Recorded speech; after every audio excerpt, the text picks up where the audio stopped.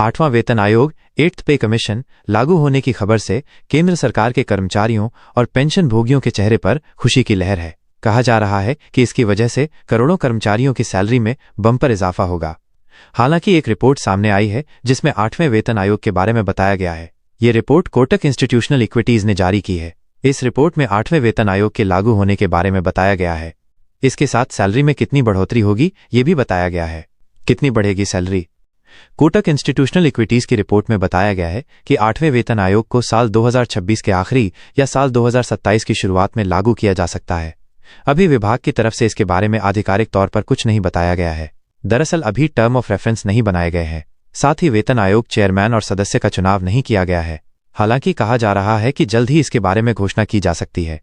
माना जा रहा है कि केंद्रीय कर्मचारियों की सैलरी में बड़ा इजाफा होने वाला है।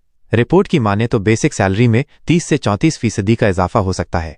अगर किसी कर्मचारी की बेसिक सैलरी 18,000 रुपये है तो 8वें वेतन आयोग के तहत ये बढ़कर 30,000 रुपये हो सकती है। वहीं इस बार फिटमेंट फैक्टर 1.8 हो सकता है। माना जा रहा है कि सैलरी में 13% का इजाफा हो सकता है। नए आयोग का क्या पड़ेगा असर?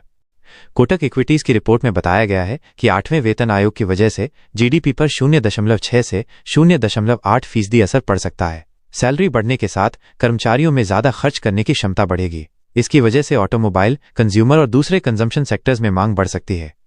इधर सरकार पर 2.4 से 3.2 लाख करोड़ रुपए का अतिरिक्त भार आएगा। बचत और निवेश भी होंगे प्रभावित।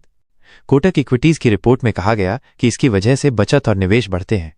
खासतौर पर इक्विटी, डिपॉजिट और दूसरे निवेश में 1 से 1.5 लाख करोड़ रुपए तक की अतिरिक्त बढ़ोतरी हो सकती है।